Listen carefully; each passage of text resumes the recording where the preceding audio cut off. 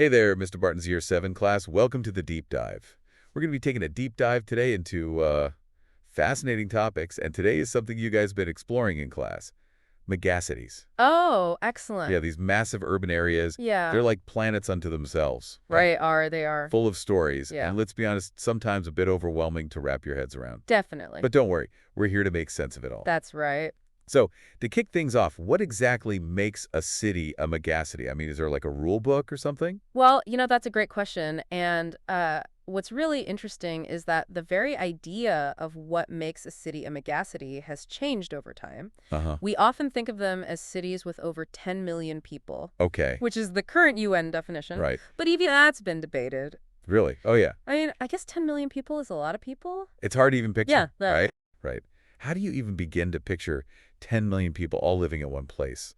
But I guess it's not just about the number of people, right? No, absolutely not. There are other ways to think about what makes a city mega, right? Absolutely. Like how spread out it is or how influential it is on the world. That's right. Some researchers even look at how closely people live and work together, Exactly. or how much influence a city has on the world around it. Exactly. It's not just about size, it's about impact. I see. So it's like the city's vibe. Yes, Its energy. exactly. Almost like a personality. Okay, I'm getting a little carried away here, but you get the idea. I like it. Now, Mr. Martin's class, I bet you've been looking at maps of where these megacities are popping up. Yeah. Did any surprise you? Well, while you'll find megacities all over the world, they're definitely clustered in certain areas. That makes sense. Asia, especially China and India, is home to a rapidly growing number of these urban giants. Right, it's like the world's population is increasingly concentrated in these megacities. Exactly. Speaking of which, there's always a bit of a competition for the title of biggest megacity, right? Oh, absolutely. It's a fascinating debate, actually. Okay, who are the contenders? Well, some argue it's the greater Tokyo area, Okay. which sprawls out to include surrounding cities Right. and has a population that's just mind-boggling. Wow. Others say it's the Pearl River Delta in China, Okay. which is this huge economic powerhouse Oh, right. with cities like Shenzhen and Guangzhou all kind of merging together. Yeah, it's almost like they're becoming one giant super city. Okay, enough with the mega this and giant that. Let's get specific. Yeah. You guys have been studying two particular megacities in class, right? Yes. Mexico City and Cairo. Excellent choices. Each one tells a unique story about the challenges and triumphs of megacity life. I love it. Let's start with Mexico City. Okay. I have to admit, this one fact just blew my mind. Mexico City is actually sinking. It is. Like the whole city is slowly going down. It's sinking at a rate of about 7 inches per year. 7 inches per year. Yeah. Imagine that. The ground literally giving way beneath a city of over 21 million people. Whoa, that's both fascinating and a little bit scary. It really highlights those problems that megacities have to deal with. Absolutely. This sinking is largely due to the city being built on a former lake bed and the excessive groundwater extraction over the years. Okay. It's a stark reminder of that delicate balance between urban development and environmental sustainability. Right, because you can't just keep building and building without thinking about the consequences. Exactly. All right, pop quiz time, Mr. Martin's class. Do you remember what Mexico City was called way back when the Aztecs ruled the land? Ooh, good one. I'll give you a hint. It has something to do with a lake. Okay.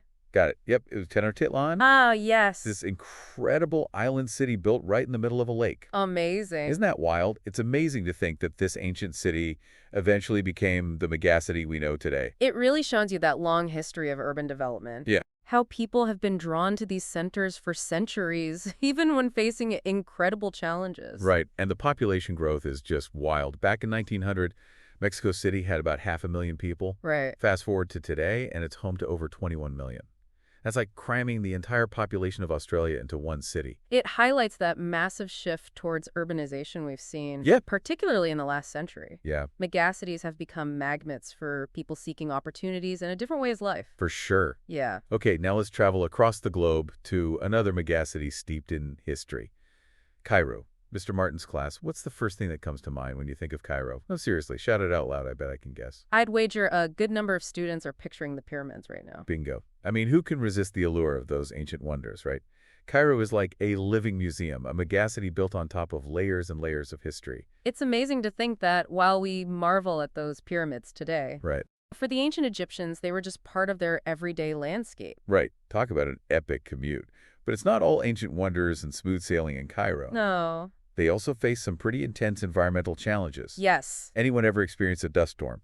Well, imagine a city constantly battling these giant clouds of sand rolling in. That's Cairo. And it's a growing concern for many megacities, especially those in drier regions. It's a reminder that while megacities offer so much, they also face these unique pressures. For sure. From pollution to resource scarcity, Right. these are problems that require innovative solutions. Absolutely. And speaking of solutions, I have to share this fun fact about Cairo that I bet will make you hungry. It's home to the world's largest food court. Oh, wow. Can you imagine a food court that can fit over 4,000 people? That's incredible. What would even be on the menu?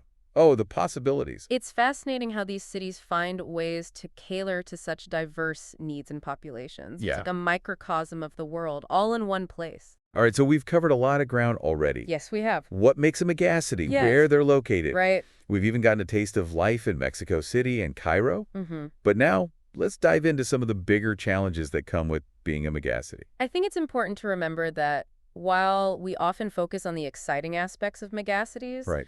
there's also a side that isn't as glamorous. Right, it's not all towering skyscrapers and bustling markets. Exactly. Megacities have to grapple with some tough issues. They do. Issues that affect the lives of millions of people. Absolutely. So let's talk about those challenges. Let's do it. What are some of the biggest problems facing megacities today? Well, take slums, for example. Okay. Overcrowding in megacities can lead to the formation of these densely populated areas Right. where people often lack access to basic necessities. Like running water, sanitation. Exactly, like clean water and sanitation. Right. It's a stark reminder that while megacities offer opportunities, Yeah. they can also exacerbate inequalities. That's a really good point. And then there's the issue of crime. Yes, with such a large and diverse population, crime rates in megacities can sometimes be higher. Yeah. It raises a crucial question, right? Which is? How do you ensure the safety and security of millions of people living in close proximity? Yeah, that's a tough one. It's a challenge that requires innovative policing For sure. and community-based solutions Right. to really address the root causes. And let's not forget about the infamous traffic. Ah, yes, the legendary traffic jams. Right. Imagine being stuck in traffic for hours just trying to get across town. Ugh, I can't even imagine. It's not just an inconvenience, it has serious consequences for productivity Right. and the environment. Think about it this way, Mr. Martin's class. You know how frustrating it can be to get stuck in even a small traffic jam. Now magnify that by, like, 1,000. It's a problem megacities are constantly trying to solve, from better public transport to smarter traffic management systems. Absolutely. And of course, we can't forget about air pollution. Right, the smog monster. Megacities produce a lot of pollution, especially in developing countries where environmental regulations might not be as strict. Yeah, it's a huge challenge for public health Absolutely. and the environment. It's a reminder that sustainable development has to be at the forefront of any conversation about the future of megacities. Absolutely. Okay, I know we've covered a lot of serious stuff, We have. but I want to end this part of our deep dive on a fun note. Okay. Think about your favorite sci-fi movies or books, Mr. Martin's class. Oh, yeah? How many of them feature megacities? Oh, point. I bet you can name a few. It's no coincidence. What do you mean? Well, science fiction loves to use megacities as a backdrop to explore futuristic ideas, from dystopian societies to technological advancements. Right. Like, think about that crazy city in Judge Dredd, Oh, yeah, classic. or the planet-sized city Coruscant in Star Wars. Yeah. Megacities provide this incredible canvas for writers and filmmakers to imagine what the future of urban life might look like. It's fascinating how fiction can reflect our anxieties and aspirations Yeah? about the future of cities. Totally. Yeah. All right, before we get too lost in the galaxy far, far away, let's take a breather here. Okay. We've talked about what defines a megacity, Yeah. their global distribution, Uh-huh. dove into the heart of Mexico City and Cairo, Right. and unpack the challenges they face. We did. But don't worry, we'll be back with more megacity insights in just a moment. Can't wait. All right, Mr. Martin's class, welcome back to our deep dive into megacities. I hope you all got a chance to stretch your legs and grab a snack, because we're about to jump back into the fascinating world of these urban giants. And I promise this next part is going to be a bit more hopeful. Ooh, good, because I was starting to think megacities were all doom and gloom. So what's on the agenda for this round? Well, we've talked about the challenges, but now I want to focus on solutions. Okay. Because the truth is, megacities are also hubs of innovation, and people are coming up with some incredible ways to tackle these problems. Okay, I'm all ears. Hit me with some megacity magic. Let's start with one that's close to my heart: urban farming. Urban farming. Like growing food in the middle of a concrete jungle. Exactly. It's a growing trend in megacities where space is limited. Right. Think rooftop gardens, vertical farms, even growing food in abandoned buildings. Wow, that's pretty cool. So instead of sprawling farms miles away, You're bringing the food closer to the people who need it. Exactly. It reduces transportation costs, cuts down on emissions, and provides fresh, local produce. Plus, I bet it brightens up those concrete landscapes. Okay, what other Megacity magic tricks do you have up your sleeve? Let's talk about transportation. Okay. Remember those traffic nightmares we mentioned Oh, yeah? earlier? Well, Megacities are getting smarter about how they move people around. Ooh, tell me more. I'm picturing flying cars. Well, we're not quite there yet, but think about things like high-speed rail systems Okay. that connect different parts of the city in minutes, Right. or dedicated bus lanes that keep public transport flowing smoothly. So it's about giving people better options than just sitting in their cars for hours. Exactly, and it's about making public transport so efficient and convenient that people actually choose it over their cars. I like the way you think. What else? Another area where we're seeing amazing innovation is in waste management. Okay. Megacities produce a lot of garbage, right? Yeah, tons. Well, some cities are turning that waste into a resource. Like recycling. Recycling is a big part of it, of course. Yeah. But some cities are going even further, using cutting-edge technology to convert waste into energy. Wait, what? Like burning garbage to generate electricity? That's one way to do it, yes. Okay. But there are also more advanced techniques, like using bacteria to break down organic waste and produce biogas. Whoa, that's some next level stuff. So instead of just dumping trash in landfills, they're actually turning it into something useful. Exactly. It's about closing the loop, creating a more circular economy, where waste is minimized and resources are reused. Okay, I'm seriously impressed. These Megacities are like giant problem-solving machines. They are, and it's not just about technology. It's about people coming together to find creative solutions. Speaking of people, Mr. Martin's class, have you ever thought about what it would be like to live in a Megacity? Oh, yeah. I mean, we've talked about the good and the bad, but can you imagine actually calling one of these urban giants home? It's definitely a unique experience. I bet. Imagine being surrounded by millions of people, Yeah. a melting pot of cultures and languages. Right. The energy is palpable, the opportunities are endless, Yeah. but so are the challenges. It's like living in a fast-forward world, right? Everything is amplified, the good and the bad. Exactly. But what's remarkable is the resilience of people living in megacities. Oh, yeah, for sure. They adapt, they innovate, they create communities in the midst of all the chaos. It's like they have this superpower to thrive in environments that would overwhelm most of us. They do, and it's that human spirit, that drive to overcome challenges, that makes megacities so fascinating to study. I agree, totally. All right, so we've explored some of the amazing solutions being implemented in Megacity, and we've even touched on the human side of things. Yeah, definitely. But before we wrap up, I want to bring it back to those two Megacities you've been studying in class, Mexico City and Cairo. Let's see where to start.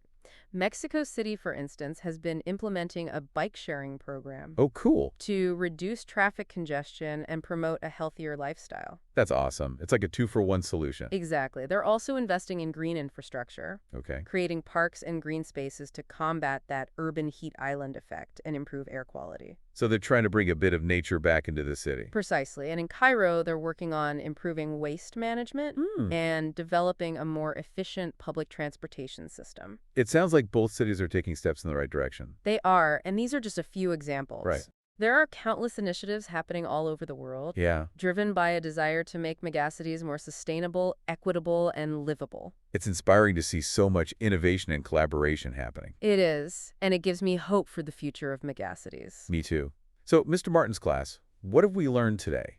We've explored the definition of a megacity, Yes. their global distribution, Mm-hmm. dove into the heart of Mexico City and Cairo, and unpacked the challenges and solutions they face. Right. We've even touched upon the human side of things, the resilience and ingenuity of people living in these urban giants. And remember, this is just the tip of the iceberg. Oh, for sure. Megacities are complex, ever-evolving systems that will continue to shape our world for years to come. Exactly. So keep exploring, keep questioning, and keep imagining the possibilities, because the future of megacities is in your hands. Now, on to our final thoughts on this deep dive. So we've talked about how megacities are tackling some massive challenges, but I think it's important to zoom out for a second and think about why this all matters. Okay, zooming out. What's the big picture here? Well, for one thing, more and more people are living in megacities. Yeah, that's true. By 2050, it's estimated that over 2/3 of the world's population will be urban dwellers. Wow, that's a lot of people. It is. So the decisions we make about how megacities function, I mean, they're going to have a huge impact on the planet as a whole, right? Exactly. The way megacities manage resources, energy, transportation, and even social interactions, it's all going to shape our future. It's almost like they're these giant laboratories for figuring out how humans can live sustainably in the 21st century. That's a great way to put it. And, the lessons we learn from megacities, Yeah. they can be applied to smaller cities and towns as well. So it's not just about these megacities themselves. It's about figuring out how to create better living spaces for everyone. Precisely. And it's about recognizing that the future of megacities is intertwined with the future of humanity. Okay, that's getting pretty deep. But I get it. We're all in this together, whether we live in a megacity or a small village. Right. And that brings me to my final thought for you, Mr. Martin's class. Ooh, I love a good final thought. Lay it on us. Think about this. If you were the mayor of a megacity, Okay? what would be your top priorities? Hmm. What challenges would you tackle first? What kind of city would you want to create? Wow, that's a big question. But it's a good one. It is. It makes you think about the responsibility that comes with shaping these urban spaces. Exactly. And it's a responsibility we all share, Yeah, even if we're not mayors, right. because our choices, as consumers, as voters, as citizens, Right. they all contribute to the future of megacities. Mr. Martin's class, I hope this deep dive has sparked some big ideas and maybe even inspired a few future mayors among you. Remember, megacities are complex, challenging, and constantly evolving, but they're also full of potential. They're spaces where human ingenuity and innovation are constantly being tested and pushed to their limits. So keep exploring, keep learning, and keep asking those tough questions because the future of megacities and the world is in your hands. Thank you for joining us on the deep dive. Until next time, stay curious. 2AT.